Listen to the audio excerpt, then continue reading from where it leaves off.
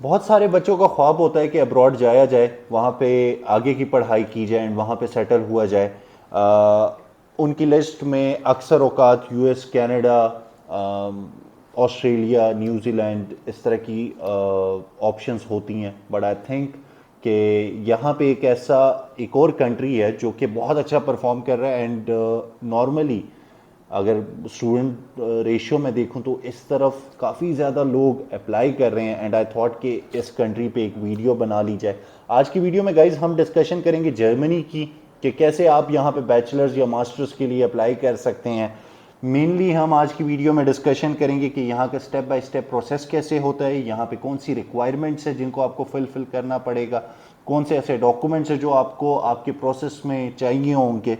ये सब आज की वीडियो में मैं आपको बताऊंगा एंड मेक श्योर करें कि आप इस वीडियो को एंड तक देखें। एंड अगर आप न्यू हैं एंड ये चैनल नहीं सब्सक्राइब किया हुआ तो आप ये चैनल ज़रूर सब्सक्राइब करें, इन वीडियोस को ज़्यादा से ज़्यादा लाइक करें एंड शेयर करें।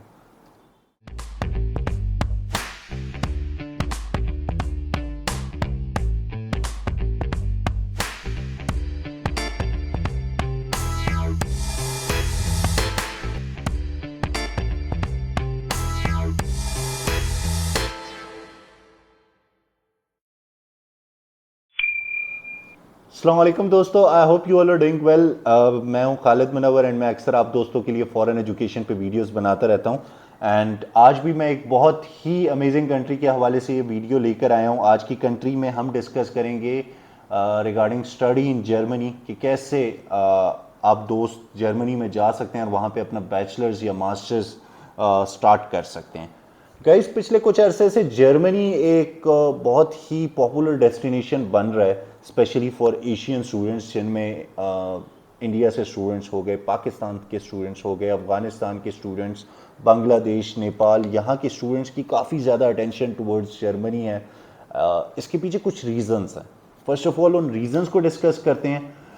नंबर वन रीज़न इज़ कि जर्मनी में जो एजुकेशन ऑफर की जाती है that's is of very high quality. यहाँ की जो यूनिवर्सिटीज़ हैं वो उनकी रेपुटेशन बहुत ज़्यादा अच्छी हैं। अगर हम वर्ल्ड रैंकिंग यूनिवर्सिटीज़ की लिस्ट की बात करें तो यहाँ की universities are among the top universities. तो इस वजह से स्टूडेंट्स काफ़ी ज़्यादा अट्रैक्ट होते हैं towards Germany. Second reason is obviously tuition fee. आपने कई लोगों से सुना होगा कि जर्मनी में एजुकेशन फ्री है। तो यस गाइस, ये करेक्ट इन्फॉर्मेशन है। जर्मनी में दो तरह की यूनिवर्सिटीज़ होती हैं। First of all public universities, secondly private universities, as like other countries. Public universities जो हैं वो टेक्निकली फ्री हैं, उनमें कोई आपकी ट्यूशन फीस नहीं होती। एक नॉमिनल से चार्जेस आपको देने होते हैं, लाइक वो चार्जेस होते हैं 200 टू 300 यूरोस पर सेमेस्टर जो कि आप पे करते हैं। एंड अगर हम यूरोप में रहते हुए ये फ़ीस दे रहे हैं तो इट्स लाइक नथिंग। इतनी फ़ीस आप बहुत आसानी से विद इन फ्यू डेज़ आप कमा लेते हैं। ये आप पूरे सेमेस्टर के लिए वहाँ पे कर रहे होते हैं। तो एक तरह से जो एजुकेशन है वो फ्री हो गई है in case of public universities. लेकिन अगर प्राइवेट यूनिवर्सिटीज़ की बात करें तो उसमें फ़ी होती है एंड फ़ी आपकी वेरी करती है कि किस किस्म का आप प्रोग्राम सेलेक्ट कर रहे हैं, किस सिटी में आप पढ़ रहे हैं और किस यूनिवर्सिटी में आप अप्लाई कर रहे हैं। इन सारी चीज़ों पे आपकी फ़ी डिपेंड करती है। Obviously city to city and university to university, course to course fee change होती रहती है। तो उसमें हम खैर डिटेल में आज की वीडियो में नहीं जाएंगे। तो सेकंड पॉइंट, सेकंड रीज़न जो है इसकी लाइक होने की, दैट इज़ कि यहाँ की ट्यूशन फ़ी काफ़ी ज़्यादा अफोर्डेबल है, like it's somewhere near to free.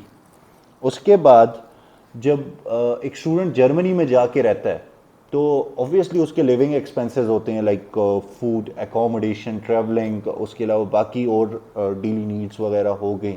तो उसके लिए स्टूडेंट्स के पास काफ़ी ज़्यादा अच्छी अपॉर्चुनिटीज़ होती हैं, लाइक उनको बहुत अच्छी पार्ट टाइम जॉब्स मिल जाती हैं, उनकी जो वेजेस हैं वो बहुत अच्छी हैं एंड उनसे आप एक बहुत अच्छी लाइफ वहाँ पे रह सकते हैं एज अ स्टूडेंट, और वो आपको काफ़ी ज़्यादा हेल्प आउट करता है। उसके बाद फोर्थ रीज़न जिसकी वजह से जर्मनी को काफ़ी ज़्यादा पसंद किया जाता है, दैट इज़ कि यहाँ पे इंग्लिश टॉट प्रोग्राम्स जो हैं वो काफ़ी ज़्यादा अवेलेबल हैं। ये तो थे कुछ रीजंस जिनकी वजह से जर्मनी को आप अपनी लिस्ट में टॉप पे रख सकते हैं। नाउ अगर आपने जर्मनी को शॉर्ट लिस्ट कर लिया है फॉर योर बैचलर्स या मास्टर्स डिग्री एंड आपने सोच लिया है कि भाई मेरी नेक्स्ट डेस्टिनेशन जो है दैट इज़ जर्मनी, तो आगे चलते हैं, मूव ऑन करते हैं टूवर्ड्स द स्टेप जो कि आपको फॉलो करने होंगे for your process in Germany. First of all guys, जो सबसे इंपॉर्टेंट स्टेप है दैट इज कोर्स डिसाइड करना। अब कोर्स डिसाइड करना स्टूडेंट्स के लिए बहुत ज़्यादा मुश्किल हो जाता है। लाइक उनको ये तो पता होता है कि मैंने करना क्या है। लाइक अगर कोई बैचलर्स करने जा रहा है उसको हो सकता है ये पता हो कि मैंने मैकेनिकल इंजीनियरिंग करनी है, लेकिन कहाँ से करनी है इस चीज़ का आइडिया नहीं होता। सेम फॉर मास्टर स्टूडेंट्स कि उनको ये पता होता है कि भाई मैंने इस फलानी चीज़ में मास्टर्स करना है, लेकिन उनको ये नहीं पता होता कि ये कहाँ से मैंने करना है। तो गाइस इस चीज़ के लिए एक वेबसाइट है DAAD.DE। यहाँ पे आपको स्क्रीन पे शो हो रही होगी वेबसाइट। मैं आपको इसका इंटरफेस भी दिखा देता हूँ। यहाँ पे आपको शो हो रहा होगा एंड आपने गूगल पे जाना है, आपने टाइप करना है। आपके पास यहाँ पे ये वेबसाइट आ गई DAAD। इस वेबसाइट पे आप आए, आपने ऊपर से इसको इंग्लिश में किया एंड उसके बाद आप फिर नीचे आए। आपने यहाँ पे जाना है in courses of study in Germany. Courses of study in Germany में आप इस सेक्शन में चले गए। उसके बाद आप आ गए इंटरनेशनल प्रोग्राम्स। इंटरनेशनल प्रोग्राम्स में आपने यहाँ पे सर्च में लिखना है like you want to do mechanical engineering, ठीक है। कोर्स आप कौन सा करने जा रहे हैं, फॉर एग्जांपल आप मास्टर्स डिग्री करने जा रहे हैं, ठीक है। और उसके बाद आप किस लैंग्वेज में करना चाहते हैं, आप जर्मन ओनली में करना चाहते हैं या इंग्लिश में करना चाहते हैं, जर्मन एंड इंग्लिश में करना चाहते हैं। हम इंग्लिश ओनली की तरफ जाते हैं। जैसे कि मैंने आपको स्टार्ट में बताया कि यहाँ पे इंग्लिश टॉट प्रोग्राम्स काफ़ी ज़्यादा होते हैं। लाइक अभी भी जो मैकेनिकल इंजीनियरिंग है मास्टर्स की, उसमें आपके पास 359 ऑप्शंस अवेलेबल है। लेट सपोज हमने इंग्लिश कर दिया, उसके बाद field of study obviously it's engineering. Where is it? चलो let's leave this. हमने उसका कर दिया ऐड। अब यहाँ पे हमारे पास मास्टर्स की ऑप्शंस आ गई हैं। लाइक ये पहली मास्टर्स डिग्री है फ्रॉम TU समथिंग, नाम है, नाम बहुत मुश्किल है सो मैं यहाँ पे पढ़ूंगा नहीं। इसमें आप मैकेनिकल इंजीनियरिंग या प्रोसेस इंजीनियरिंग कर सकते हैं। लैंग्वेज जो है कोर्स की दैट इज़ इंग्लिश। बिगनिंग जो है वो विंटर सेमेस्टर है। ये 4 सेमेस्टर्स हैं। लाइक आपकी जो डिग्री है उसकी ड्यूरेशन 2 साल की होने जा रही है। एंड यहाँ पे जो ट्यूशन फी पर सेमेस्टर है that is none, like it's zero. तो फर्दर डिटेल्स भी आप यहाँ पे जाके चेक कर सकते हैं। यहाँ पे डेडलाइंस वगैरह आपको दी गई होती हैं, सारी चीज़ें। एंड गाइस यहाँ से आप शॉर्टलिस्ट कर सकते हैं अपना कोर्स। लेट सपोज आपने यहाँ पे अपनी सर्च की, यहाँ से आपने अपना कोर्स शॉर्टलिस्ट कर लिया। उसके बाद आता है एक इम्पॉर्टेंट स्टेप जिसमें आपने अपने डॉक्यूमेंट्स की अटेस्टेशन करनी होती है। डॉक्यूमेंट अटेस्टेशन जर्मनी के केस में आपने स्टार्ट में ही रखनी है, बहुत ज़्यादा ज़रूरी होती है। लाइक आपने इसमें अपने मैट्रिक की जो सर्टिफिकेट हो गया, आपका FSC का सर्टिफिकेट जो हो गया, उसके बाद आपकी बैचलर्स की ट्रांसक्रिप्ट या डिग्री होगी, इन सारों को आपने अटेस्ट कराना है from board, IBCC, ministry of foreign affairs and HEC। जहाँ जहाँ से जो जो डॉक्यूमेंट्स होगा उसको आपने वहीं से कराना है। इंडियन जो स्टूडेंट्स हो गए उनको APS सर्टिफिकेट लेना पड़ता है। एंड APS सर्टिफिकेट बेसिकली आपकी डिग्रीज़ की वो एक अटेस्टेशन होती है सॉर्ट ऑफ, जिसमें उन जर्मनी के जो यूनिवर्सिटीज़ हैं उनको बेसिकली उससे ये मैसेज मिलता है कि ये जो बच्चे ने डिग्रीज़ की हैं सारी ऑथेंटिक एंड रियल है। तो ये आपको APS सर्टिफिकेट लेना पड़ता है। जो पाकिस्तानी स्टूडेंट्स हैं उनको अपनी अटेस्टेशन करानी पड़ती है from these different authorities like board, IBCC, ministry of foreign affairs वगैरह। गाइस एक मरतबा आपकी अटेस्टेशन होगी, उसके बाद आपने जो भी यूनिवर्सिटीज़ आपने शॉर्टलिस्ट की है, 3 से 4 यूनिवर्सिटीज़, आपने उनकी वेबसाइट पे जाना है। वहाँ पर आपने डॉक्यूमेंट्स के सेक्शन को देखना है कि उस जिस कोर्स में आप अप्लाई करने जा रहे हैं उसमें आइदर आइल्स की रिक्वायरमेंट है या नहीं है। अगर आइल्स की रिक्वायरमेंट है तो आप उसके अकॉर्डिंगली अपना आइल्स स्टार्ट कर दें, उसकी प्रिपरेशन स्टार्ट कर दें, उसके टेस्ट में अपीयर हो जाएं। कुछ कोर्सेज ऐसे भी हैं जिनमें जर्मन लैंग्वेज लाइक वो हो सकता है आपको कहीं कि A1 A2 या B1 लेवल की जर्मन लैंग्वेज आपको आनी चाहिए, तो उसके लिए आपको जर्मन लैंग्वेज की भी तैयारी करनी पड़ सकती है। तो आपने यूनिवर्सिटी की वेबसाइट पे जाना है, वहाँ पे ये सारे डॉक्यूमेंट्स देखने हैं। जो अदर डॉक्यूमेंट्स हैं वो नॉर्मल ही हैं, लाइक पासपोर्ट, उसके बाद आपकी जो पिक्चर्स हो गई, आपके एकेडमिक रिकॉर्ड हो गया सारा। उसके अलावा आइल्स वगैरह अगर आपकी डिग्री में रिक्वायर्ड है तो उसका सर्टिफिकेट हो गया, जर्मन लैंग्वेज का सर्टिफिकेट हो गया अगर आपकी डिग्री में रिक्वायर्ड है। इसके अलावा सीवी हो गया। सीवी डिज़ाइन करने के लिए भी मैं एक वेबसाइट आपको बता रहा हूँ, यूरोपास, यहाँ पे आपको शो हो रहा होगा, इसका लिंक भी मैं नीचे डिस्क्रिप्शन में डाल दूंगा। इस वेबसाइट को विजिट कर सकते हैं आप और वहाँ पे अपनी सीवी डिज़ाइन कर सकते हैं। यहाँ पर आपको शो हो रहे होंगे सैम्पल्स कुछ इस फॉर्मेट्स की। यूरो पासेस बनते हैं तो इस तरह का आप अपना यूरो पास बना सकते हैं। बहुत सिंपल है, बहुत यूज़र फ्रेंडली है, आपको बस अपनी डिटेल्स फिल इन करनी है एंड दैट्स ऑल, वो आपको जनरेट करके दे देगा। तो ये डॉक्यूमेंट्स आपने according to that checklist of university आपने अपने डॉक्यूमेंट्स रेडी करने हैं।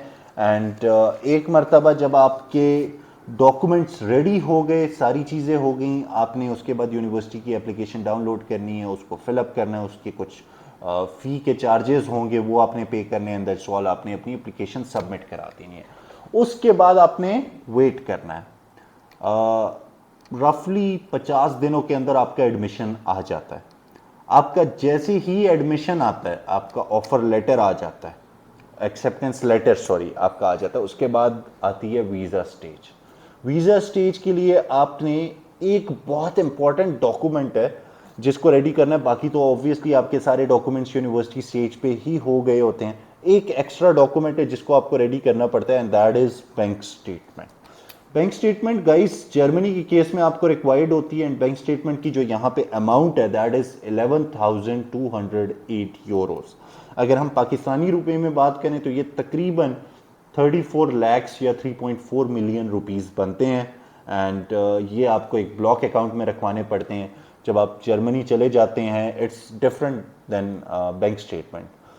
ये आपको एक ब्लॉक अकाउंट में रखवाने पड़ते हैं एंड जब आप जर्मनी चले जाते हैं वहाँ पे आपको इन पैसों में से थोड़े थोड़े करके ये आपको मिलते रहते हैं एंड आप अपनी बेसिक एक्सपेंसेस को वहाँ पे मीट कर सकते हैं इसके थ्रू।